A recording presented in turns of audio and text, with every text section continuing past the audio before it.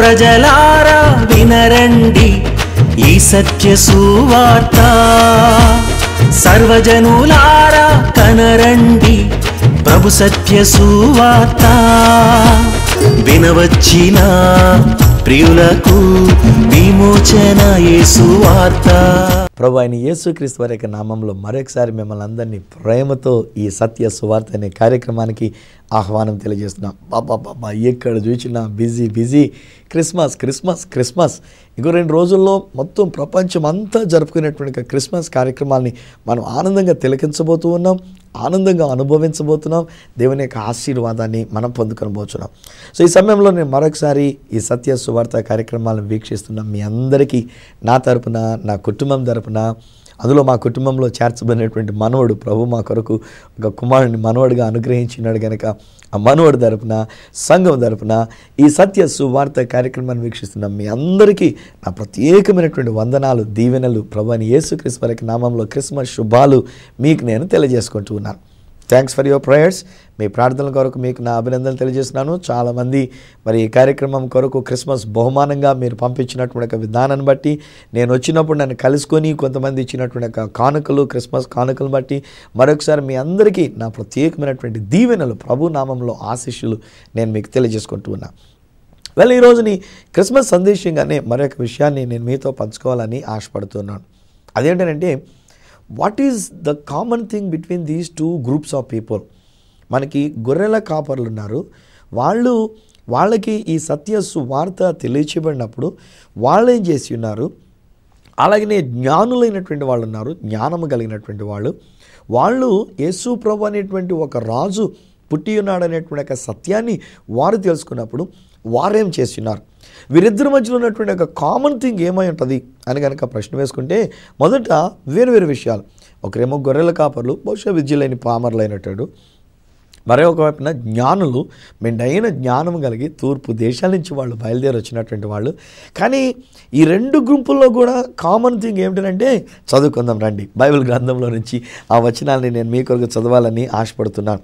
లూకా సువార్తలో నుండి కనుక మనం చదువుకున్నట్లయితే లూకా సువార్త 2వ అధ్యాయము 15వ వచనం ఇలాగున వ్రాయబడినది. ఆ దూతలు తమ యొద్ద నుండి పరలోకమునకు వెళ్ళిన తరువాత ఆ గొర్రెల కాపరులు జరిగిన ఈ కార్యమును ప్రభువు మనకు తెలియజేయించి ఉన్నాడు. మనము బెత్లెహేము వరకు వెళ్ళి చూతము రండని ఒకరితో ఒకడు చెప్పుకొని త్వరగా వెళ్ళి మరియను యోసేపును తొట్టిలో పండుకొని ఉన్న శిశువును చూచిరి. వారు చూచి ఈ శిశువును గూర్చి తమతో చెప్పబడిన మాటలు ప్రచురము చేసిరి. ఈ సత్య సువార్త వాళ్ళకి తెలియజేయబడినప్పుడు ప్రజలందరికీ కలగబోయే మహా సంతోషకరమైన ఈ సువార్త అనేటువంటిది వారికి ప్రకటించబడినప్పుడు, అబ్బా ఎంత మంచి వార్తరా, అబ్బా ఎంత అద్భుతమైనటువంటి వార్త, యేసు పుట్టాడంట అని చెప్పి ఊరుకోలే. వాళ్ళు ఏమనుకున్నారంటే మనం వెళ్ళి చూద్దాము రండి అని చెప్పి బయలుదేరి వెళ్ళారంట. ఆ తర్వాత ఏమైందంటే వారు త్వరగా వెళ్ళి మరియను యోసేపును తొట్టిలో పండుకొని ఉన్న శిశువును వాళ్ళు చూచారు. ముగ్గురు చూచారు. మరియమ్మ గారిని చూచారు, పక్కనే నిలబడినటువంటి యోసేపు గారిని చూచారు, అలానే తొట్టిలో పండుకునేటువంటి శిశువును కూడా వాళ్ళు చూచిన్నారు. కానీ ఇక్కడ ఒక విషయం గమనించాలి. ఆ తర్వాత 17వ వచనంలో వ్రాయబడిన మాట ఏమంటుందంటే వారు చూచి శిశువును గూర్చి తమతో చెప్పబడిన మాటలు ప్రచురము చేసిరి. అంటే ఇక్కడ జాగ్రత్తగా గమనించండి. నేను అంటున్న మాట ఏమిటంటే వాళ్ళు వెళ్ళినప్పుడు చూచినప్పుడు మొట్టమొదటి మరియమ్మ గారు కనబడ్డారు, యోసేపు గారు కనబడ్డారు, శిశువును కూడా చూచారు వాళ్ళు. కానీ బయటకు వచ్చినప్పుడు వాళ్ళు ఎవరిని గురించి మాట్లాడారో అనే విషయాన్ని కనుక మనం ఆలోచన చేస్తే నేను అంటాను కదా, వాళ్ళు కేంద్రంగా చూచినటువంటిది, సరిగ్గా దృష్టిని పెట్టి చూచింది ఎవరి గురించి అయితే వాళ్ళు బయటకు వచ్చినప్పుడు మాట్లాడుతున్నారు వారిని. అంటే అక్కడ మనం ఏమని వ్రాయబడిందంటే వారు చూచి శిశువును గురించి తమతో చెప్పబడినటువంటి ఒక మాటలే వారు ప్రచురం చేస్తూ వచ్చినారు. They might have looked at Joseph, they might have looked at Mary, but they only looked at Jesus అనమాట. వాళ్ళు కనబడ్డారు కానీ వాళ్ళు తిరిగి వెళుతున్నప్పుడు యేసుని గురించి మాట్లాడుతున్నప్పుడు యేసునే చూచినటువంటి వాళ్ళు. సరే, ఇప్పుడు మళ్ళీ మత్తయి సువార్త దగ్గరికి వద్దాం రండి. బైబిల్ గ్రంథంలో నుంచి కనుక మనం చూసినట్లయితే మత్తయి సువార్త 2వ అధ్యాయం ఇక్కడ 1వ వచనం నుండి మనం చూచినప్పుడు తూర్పు దేశపు జ్ఞానులు నక్షత్రాన్ని చూచి ఒక రాజు పుట్టాడు అని వాళ్ళ యొక్క నక్షత్రాన్ని చూచుట ద్వారా తెలుసుకున్న వాళ్ళండి. ఆ నక్షత్రం నడిపించిన ప్రకారంగా మొదట ఏమని వ్రాయబడినది అంటే, వారు యెరూషలేమునకు వచ్చినప్పుడు మత్తయి సువార్త 2వ అధ్యాయము 2వ వచనములో గనక మనం గమనించినట్లయితే, తూర్పు దేశము నుండి వచ్చిన ఇంతటి మహాజ్ఞానులైనటువంటి వారు చూచిన నక్షత్రము ఒక రాజు పుట్టినాడని తెలియజెప్పి ఆ నక్షత్రం నడిపించబడగా వారు యెరూషలేము వరకు వచ్చి వాళ్ళ జ్ఞానాన్ని ఉపయోగించుకున్నారు. జ్ఞానులు అనే మాట కానీ ఇక్కడ వాళ్ళు ఒక పొరపాటు చేశారండి. ఏం చేశారంటే, చూడాలని ఆశించి వెళ్ళినటువంటిది ఎక్కడికి వెళ్ళారనంటే, వాళ్ళు అనుకున్నారు కదా రాజుగా పుట్టేటువంటి వాడు రాజుగారి ఇంట్లో కాబట్టి ఇంకెక్కడ పడతాడు అని వాళ్ళ యొక్క కామన్ నాలెడ్జ్ని రాజీ చేసుకుని వాళ్ళు ఏమంటారంటే ఈ రాజుగారి దగ్గరికి వెళ్ళి ఉన్నారు. హేరోదు అనేటువంటి యొక్క రాజు ఇంటికి వెళ్ళి అక్కడ వాళ్ళు ఏ విధంగా చేస్తున్నారంటే రాజుగారిని అడుగుతున్నారు, అయ్యా యూదుల రాజుగా పుట్టినవాడు ఎక్కడనున్నాడు? తూర్పు దిక్కున మేము ఆయన నక్షత్రాన్ని చూచాము, ఆయనను చూచి పూజించడానికి మేము వచ్చి ఉన్నామని రాంగ్ ప్లేస్లోనికి వెళ్ళి ఉన్నారు. కోర్స్ అక్కడ మనం వాస్తవానికి ఆలోచన చేసినట్లయితే స్నేహితులారా, వీరు చేసినటువంటి ఒక పొరపాటుకి తర్వాత కలిగినటువంటి ఒక పర్యవసానం ఏంటంటే, ఆ యెరూషలేము ఆ యొక్క రామాలో ఆ యొక్క ప్రాంతం అంతట్లో కూడా భయంకరమైనటువంటి ఏడ్పు, వేదన, అంగలార్పు వినబడిందంట. ఎందుకు? ఈ రాజుగారు ఇంకొక రాజు పుట్టి ఉన్నాడనేటువంటి విషయం ఈ జ్ఞానుల వలన తెలుసుకొని కాలాన్ని వాళ్ళు అర్థం చేసుకొని 2 సంవత్సరముల లోపు ఉన్నటువంటి మగపిల్లలందరినీ చంపించేశాడు రాజుగారు. ఎందుకంటే నేను కాకుండా ఇంకో రాజు ఎవడో మా ఇంట్లో కాకుండా ఇంకో చోట ఎక్కడో పుట్టినట్టున్నాడు, ఎందుకన్నా మంచిది వాడిని చంపించేద్దామని చెప్పేసి అనుకొని చంపించేస్తే ఎంతమంది పిల్లలు బహుశా ఏడ్చుంటారండి, ఎంతమంది తల్లులైనటువంటి వాళ్ళు ఏడ్చుంటారండి, బహుశా ఎంత భయంకరమైనటువంటి అంగలార్పు అక్కడ వినబడినటువంటిదండి. వెల్ ఆఫ్ కోర్స్ జ్ఞానులయ్యండి వీళ్ళు పొరపాటు చేశారండి. కానీ అక్కడితో అయిపోలే. ఆ తర్వాత మళ్ళీ ఆ రాజుగారి ఇంట్లోంచి బయటకు వచ్చిన తర్వాత ఇదే మత్తయి సువార్త 2వ అధ్యాయము దాదాపు 10వ వచనం దగ్గర నుంచి ఉన్న మాటలో కనుక మనం చదివినట్లయితే ఏమంటాడంటే, వారు ఆ నక్షత్రమును మరలా చూచి అత్యానంద భరితులై ఇంటిలోనికి వచ్చి తల్లి అయిన మరియను ఆ శిశువును చూచి, చూడండి ఈ జ్ఞానులైనటువంటి వారు కూడా ఏం చేశారంటే ఇంటిలోనికి వచ్చారు, తల్లి అయినటువంటి యొక్క మరియను చూచారు, అలాగనే ఆ శిశువును చూచి ఉన్నారు. చూచి సాగిలపడి ఆయనను పూజించి తమ పెట్టెలు విప్పి బంగారమును సాంబ్రాణిని బోళమును కానుకలుగా ఆయనకు సమర్పించిరి అనంటుంది. అంటే ఇక్కడ ఈ 2 వాక్య భాగాలలో కూడా మనం చూచినప్పుడు అర్థమవుతున్నటువంటి విషయం ఏమిటంటే, వాళ్ళు యేసుని చూచారు అనంటుంది. అఫ్కోర్స్ అక్కడ లూకా సువార్తలో మనం గమనించినప్పుడు వాళ్ళకి మొదట మరియమ్మ గారు కనబడ్డారు, యోసేపు గారు కనబడ్డారు, కానీ శిశువును చూచారు కనుక బయటకు వెళ్ళేటప్పుడు శిశువుని గురించే మాట్లాడుకున్నారు వాళ్ళు. కానీ మత్తయి సువార్తలో కొంతకాలము తర్వాత ఈ జ్ఞానులైనటువంటి వారు యేసుని చూడడానికి వచ్చే సమయానికి బైబిల్లో వ్రాయబడినటువంటి ఒక మాట నేను మీకు నోటిఫై చేస్తున్నాను, గమనించవలసిందిగా కోరుతున్నాను. ఏంటంటే ఇక్కడ యోసేపు అనేటువంటి ఆయన కనబడడం లేదు. యోసేపు యేసు ప్రభుకి తండ్రి గాడు. కేవలం యోసేపు అక్కడ లూకా సువార్తలో భార్యగా ఆమెను ప్రదానం చేసుకున్నాడు గనక ఆమె దగ్గరలో ఉండి ఉన్నాడు. ఆ తర్వాత ప్రభు రాయించినటువంటి ఒక మాటలు ఎలాగోనేనంటే, ఇక యోసేపు యొక్క ప్రస్తావన అక్కడ కనబడడం లేదు, యోసేపు అక్కడ కనబడలేదు. ఓన్లీ తల్లి అయినటువంటి యొక్క మరియమ్మ, అలాగనే మరియమ్మతో పాటుగా అక్కడ తొట్టిలో లేక అక్కడ ఉంచబడినటువంటి శిశువు అయినటువంటి యొక్క యేసుని వారు చూచి వారు ఆయనను పూజించి. ఈరోజు నా ప్రియ స్నేహితులారా, నేను మిమ్మల్ని సూటికి ప్రశ్న అడుగుతున్నాను. What are you looking in the Christmas? Christmas అనేటువంటి ఒక మాటకు అర్థం ఏంటంటే క్రైస్ట్ మాస్, అంటే క్రీస్తుని ఆరాధించేటువంటి ఆరాధన క్రిస్టమస్ అంటేను. యేసుక్రీస్తు ప్రభు పుట్టారు కనుక గొర్రెల కాపర్లు చూచారు, వాళ్ళు ఆయన్ని పూజించారు, జ్ఞానులు చూచారు, వారు ఆయన్ని పూజించారు. కానీ ఇప్పుడు ఉన్నటువంటి ఒక పరిస్థితులను బట్టి నేను ఆలోచన చేస్తున్నట్టే స్నేహితులారా, చాలా విచారించేటువంటి ఒక విషయం ఏమంటానంటే, instead of looking on to Jesus, Yesu వైపు మనము చూడడానికి బదులుగా, యేసుని క్రిస్మస్లో చూడడానికి బదులుగా మనము మరియమ్మను చూస్తున్నాము, మనం యోసేపులను చూస్తున్నాం. అందుకని దేవుడు అంటాడు కదా, ఒరే బాబు మీ దృష్టి వీళ్ళ మీద ఉండాలంటే వాళ్ళని తీసేయాలంటాడు. నేను మన ఆరాధన టీవీ ఛానల్ ద్వారా ఇజ్రాయెల్ దేశానికి చాలా బ్యాచెస్ తీసుకొని వెళుతూ ఉన్నాను. తాబోరు అనేటువంటి ఒక పర్వతం దగ్గర తీసుకొని వెళుతూ ఉంటాను. అక్కడ జరిగిన సన్నివేశం ఏంటంటే, యేసయ్య రూపాంతరము చెందినటువంటి ఒక విషయం. లూకా సువార్త 9వ అధ్యాయంలో ఈ సన్నివేశం రాయబడి ఉంది. యేసుక్రీస్తు ప్రభువారు కొందరు శిష్యులు తీసుకొని ఆయన రూపాంతర కొండ మీదకి పైకి ఎత్తైనటువంటి కొండ మీదకి వెళితే ఈ శిష్యులు నిద్రమత్తుగా ఉండి ఉన్నారు అని కూడా లేఖనంలో వ్రాయబడి ఉంది.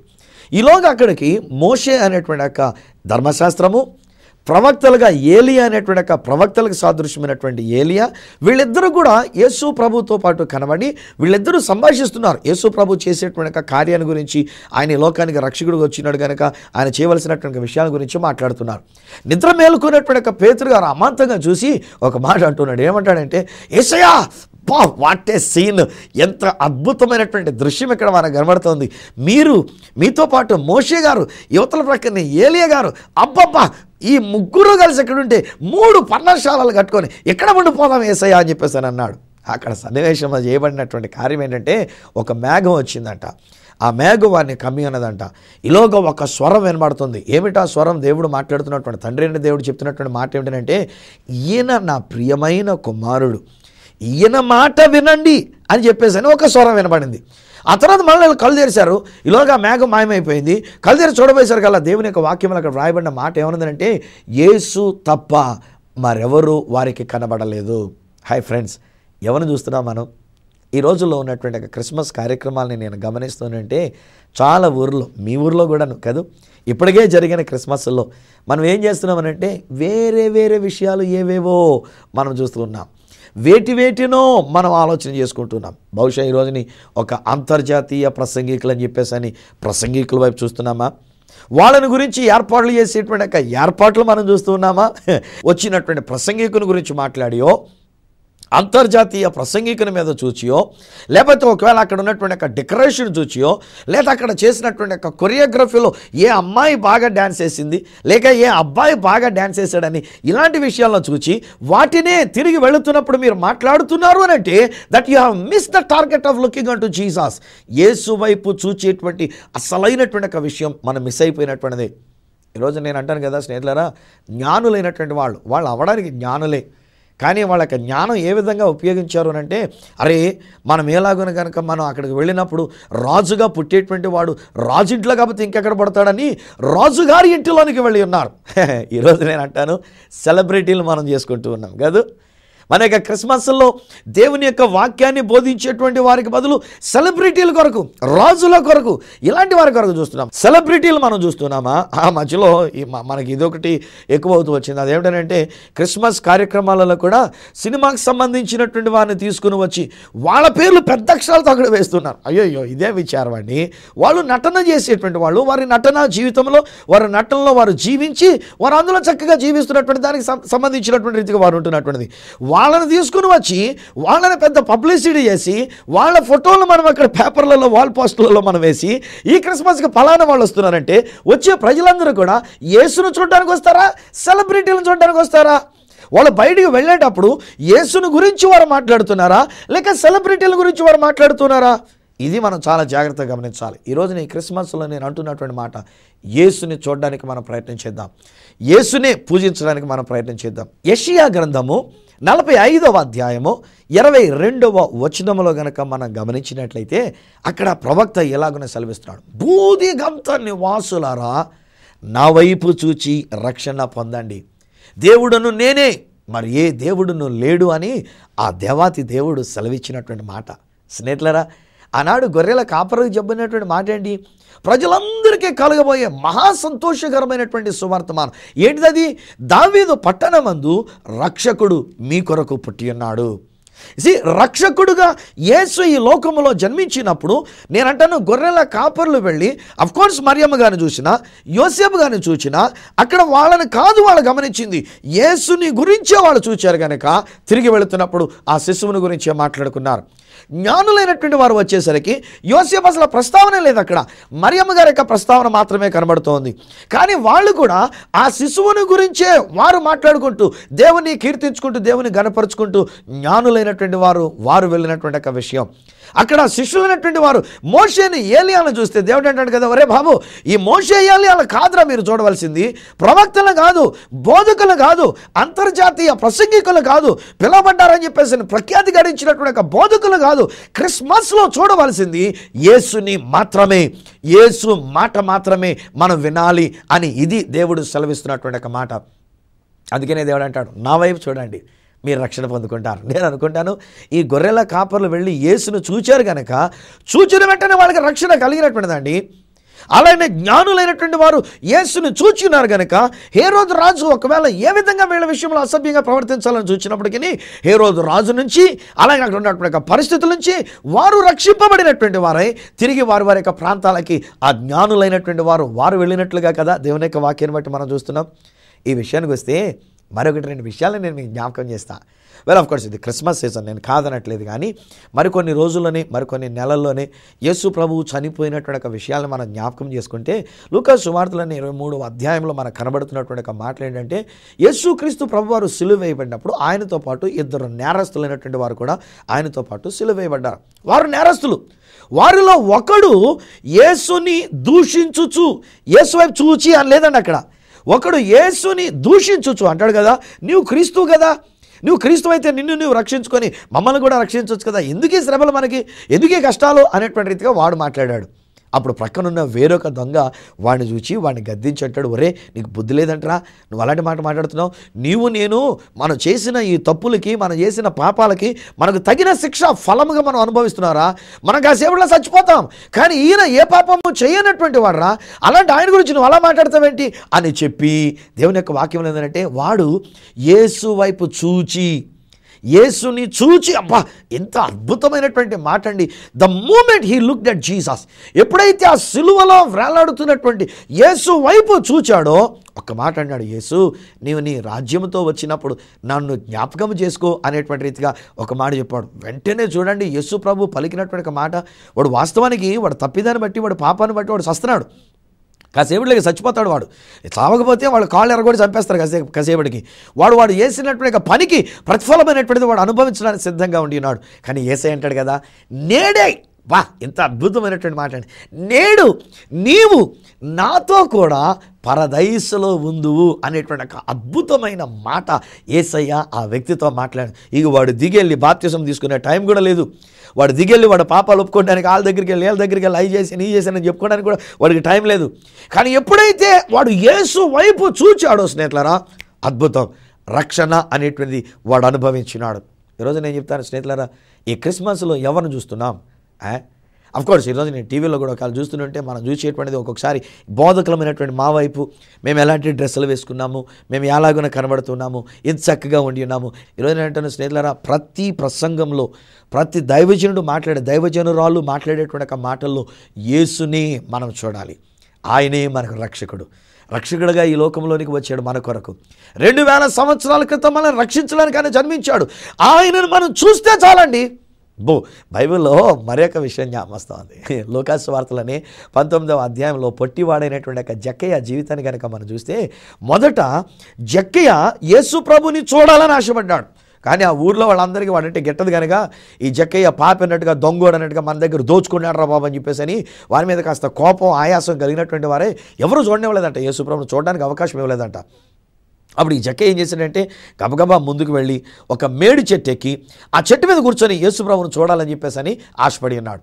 కానీ అక్కడ వ్రాయబడిన ఒక చక్కని మాట, లూకా సువార్త 19వ అధ్యాయం 5వ వచనం నాకు ఇష్టమైనటువంటి మాట ఏమిటంటే, ఈ జక్కయ్య యేసుని చూడాలనుకున్న దానికంటే యేసు ఆ చోటికి వచ్చినప్పుడు ఆయన కనులెత్తి చూచి, జక్కయ్య త్వరగా దిగు, నేడు నేను నీ ఎంట ఉండవలసినది అంటున్నాడు. స్నేహితులారా, ఈ క్రిస్మస్లో అనగా క్రీస్తుని ఆరాధించే క్రైస్ట్ మాస్లో ఎప్పుడైతే మనం యేసుని చూడాలని మనం వెళ్తామో, యేసయ్య ఆయన మన వైపు మనం చూస్తూ ఉంటాడు.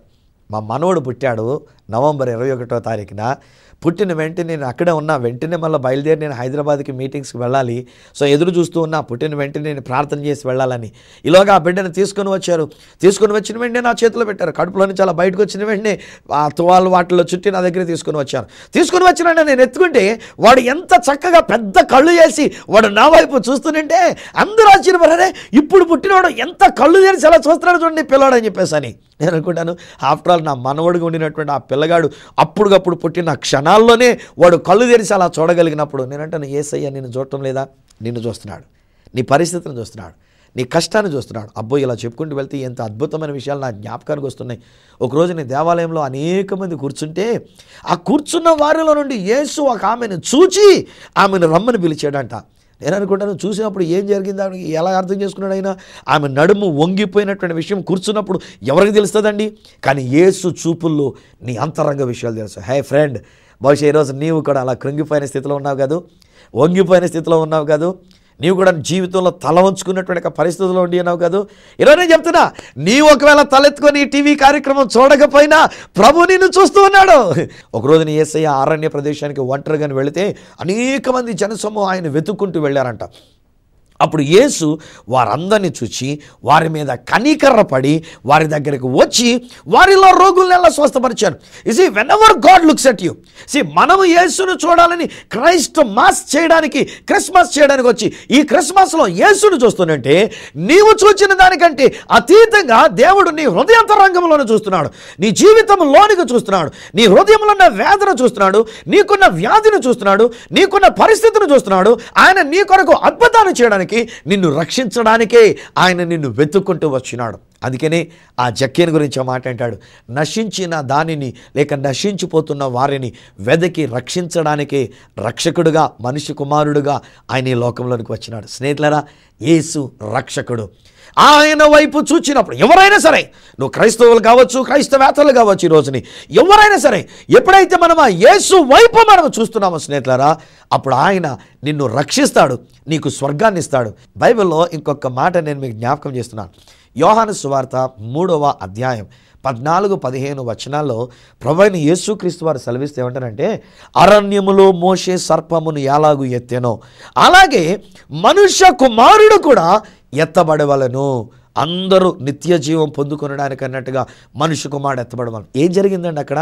సంఖ్యాకాండము 21వ అధ్యాయంలో కనుక మనం గమనించినట్లయితే, ఈ ఇశ్రాయేలు ప్రజలైనటువంటి ఐగుప్తు దేశం నుంచి విడుదల పొందుకొని బయటకు వచ్చిన తర్వాత మార్గ ఆయాసము చేత వారు విసుగుదల చెంది చికాకు కలిగి దైవజనుడైన మోషేకి దేవునికి విరోధంగా మాట్లాడారంటండి.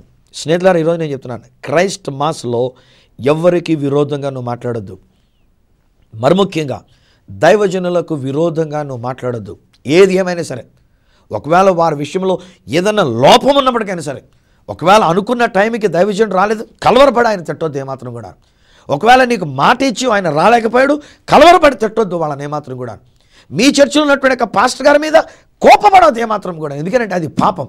దైవజనుడికి విరోధంగా మాట్లాడితే దేవుడు ఊరుకునేటువంటి రకం కాదు. దేవుడు వెంటనే ఏం చేసిన తెలుసు? తాపకరమైన సర్పాలు అక్కడ పంపిస్తే అవి కరిసేసరికి దాహం అని చచ్చిపోవడం మొదలుపెట్టారంట.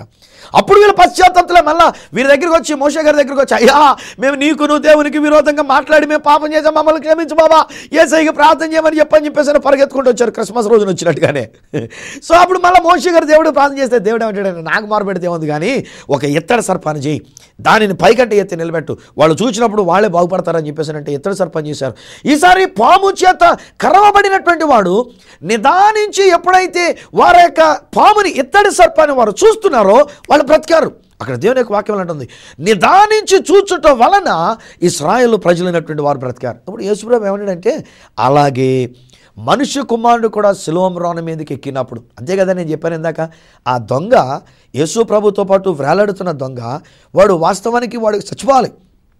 కాసేపు ఉంటే వాడు చేసిన నేరాలకి ప్రతిఫలంగా వాడికి మరణం వచ్చేయాలి కాసేపులోని. కానీ ఈ లోగా వాడు చేసినటువంటి పని ఏంటంటే యేసు వైపు చూచాడు. అంతేనండి, వాడికి స్వర్గం దొరికింది, వాడికి ఆ పరలోకం దొరికింది, పరదైసులోనికి వెళ్ళేటువంటి అవకాశం దేవుడు వారికి అనుగ్రహించినాడు. అలాగే ఈరోజు కూడా చెప్తాడు, క్రైస్ట్ మాస్లో రక్షకుడుగా ఈ లోకంలోనికి వచ్చిన యేసు సిలువలో నీ కొరకు వేలాడి ఉన్నాడని ఆ యేసు వైపు నువ్వు చూచినట్లయితే స్నేహితులారా, అప్పుడు దేవుడు నీకు రక్షణ అనుగ్రహించేటువంటిది. కానీ ఇదే విషయంలో ఇంకొక మాట నేను మీకు జ్ఞాపకం చేయాలని ఆశపడుతున్నా.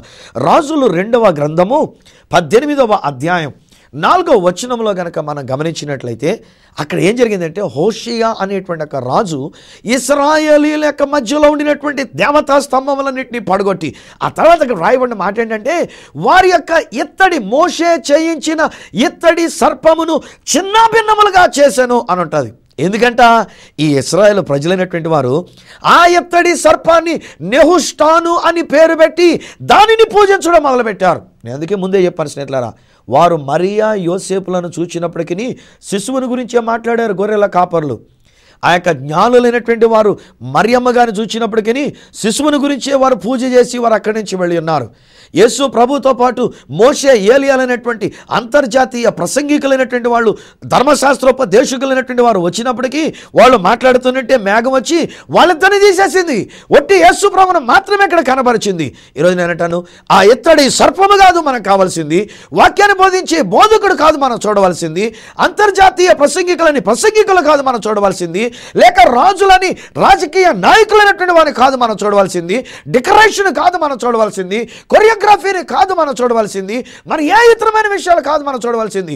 ఈ క్రిస్మస్ దినాన్ని ప్రభు మనతో మాట్లాడుతున్న మాట ఏంటంటే, నీ కొరకు రక్షకుడుగా వచ్చిన యేసుని మాత్రమే మనం చూడాలి. ఎప్పుడైతే యేసు వైపు మనం చూస్తామో నీవు నీ ఇంటిల్లిపాదికి దేవుడు రక్షణ అనుగ్రహిస్తున్నాడు, నిత్య జీవాన్ని ఆయన అనుగ్రహిస్తున్నాడు, స్వస్థతను ఆయన అనుగ్రహిస్తున్నాడు, పరలోక రాజ్యాన్ని ఆ దేవుడు మనకు అనుగ్రహిస్తున్నాడు. మరి ఇంకెందుకు ఆలస్యం? రండి, తలలు వంచి ఏకీభవించి మన ప్రార్థనలో యేసు వైపు మనం చూద్దాం. మనము చూడవలసింది యేసు మాత్రమే. మీ కొరకు ప్రార్థన. యేసయ్యా నీకు వందనాలు. ఈరోజు ఈ సత్య సువార్త అనే కార్యక్రమంలో మీరు కనబడి ఉన్నారు నాయన. మనుషులు సువార్తరాజు అనే నా వైపు చూస్తే వాడిని క్షమించండి. సువార్తరాజు అనేది కనబడడానికి వీల్లేదు. అలా నువ్వు తీసివేస్తున్నావు కూడా నాయన. మోషేని నువ్వు తీసివేస్తున్నావు, ఏలియాని తీసివేస్తున్నావు, మరియమ్మని ప్రక్కన పెట్టేశావు, యోసేపుని ప్రక్కన పెట్టేశావు, చివరికి ఇశ్రాయేలు ప్రజలు బ్రతకడానికి కారణమైన ఆ ఎత్తడి సర్పాన్ని కూడా నువ్వు పైకి తీసివేస్తున్నావు. యేసు మాత్రమే కనబడినట్లుగా ఎప్పుడైతే మేము యేసు వైపు చూస్తామో మా ఇంటిల్లిపాది రక్షణ కలుగుతున్నటువంటిది. ఎస్ డాడీ, ఈ రోజు నీ ఇంటికి రక్షణ ఏర్పాటిస్తున్నారు. రక్షకుడైన యేసును వారు చూస్తున్నారు కనుక ఈ ఇంటిల్లిపాదికి రక్షణ కలుగును గాక. ఎవరు ఎటువంటి పాప పరివేశాన్ని పొంది ఉన్నారో, పాపపు ప్రతిఫలాన్ని వారు పొందుతున్నారో, వారు నీ వైపు చూస్తుంటాడుగా ఆ దొంగకి పరదేశం ఇచ్చినట్లుగానే వీరికి కూడా నీ పరదేశుని ఇస్తున్నందుకు నీకు వందనాలు. వారి పాపములను క్షమించినందుకు నీకు వందనాలు చెల్లిస్తున్నాం. నజరేయుడైన యేసు శక్తిగల నామములో ప్రభా వీరికి కావలసిన స్వస్థతని ఇచ్చినందుకు నీకు వందనాలు, ఆరోగ్యాన్ని ఇచ్చినందుకు నీకు వందనాలు, విడుదల ఇచ్చినందుకు నీకు వందనాలు. నిజమైన క్రిస్మస్ ఆనందాన్ని వారు నిన్ను చూచడం ద్వారా నీవు ఇచ్చినందుకు నీకు స్తోత్రాలు. యేసు నామములో వీరందరినీ ఆశీర్వదిస్తూ యేసునే వీరికి ప్రజెంట్ చేస్తూ యేసు నామమున ప్రార్థిస్తున్నాను తండ్రి. ఆమేన్. తండ్రి, కుమార, పరిశుద్ధాత్మలను త్రియేక దేవుని యొక్క దీవెన ఆశీర్వాదం ఈరోజు ఈ క్రిస్మస్ ఆరాధనలో పాల్గొన్నటువంటి మీకు, మీ కుటుంబాలకు అందరికీ సదా తోడయండి, మిమ్మల్ని ఆశీర్వదించి నడిపించును గాక. Amen, amen. Once again I wish you very happy Christmas. Christ centred Christmas. క్రీస్తుని కేంద్రంగా కలిగి క్రీస్తునే చూచే ఈ క్రిస్మస్ ఆనందాన్ని, ఆశీస్సుల్ని మీ అందరికీ నేను తెలియజేస్తున్నా. ప్రభు మిమ్మల్ని దీవించును గాక. మీరు పొందుకున్నటువంటి ఆశీర్వాదాలని, మీరు పొందుకున్న మేలు నాతో పంచుకోవడానికి మరొకసారి నా అడ్రస్ ఈ సత్య సువార్త, సామర్లకోట 533440, తూర్పుగోదావరి జిల్లా, ఆంధ్రప్రదేశ్. అడ్రస్ మరొకసారి చెప్తున్నా, ఈ సత్య సువార్త, సామర్లకోట్ 533440, ఈస్ట్ గోదావరి డిస్ట్రిక్ట్, ఆంధ్రప్రదేశ్. అప్పటికి ఒకవేళ ఫోన్ చేయాలనుకున్నట్లయితే నా ఫోన్ నెంబర్ 9848110907, మరొక నెంబర్ 94400404992. ఒకవేళ ఈమెయిల్ చేయాలనుకున్నట్లయితే ఈ satyasuvartha@gmail.com, info@suvartarazu.com. మళ్ళీ వచ్చే వారం ఈ సత్య సువార్త అనేటువంటి కార్యక్రమంలో మరొక అద్భుతమైనటువంటి సువార్తమానంతో మీ ముందుకు వచ్చేటంత వరకు మీ అందరి దగ్గర సెలవు తీసుకుంటున్న దైవజనుడు సువార్తరాజు.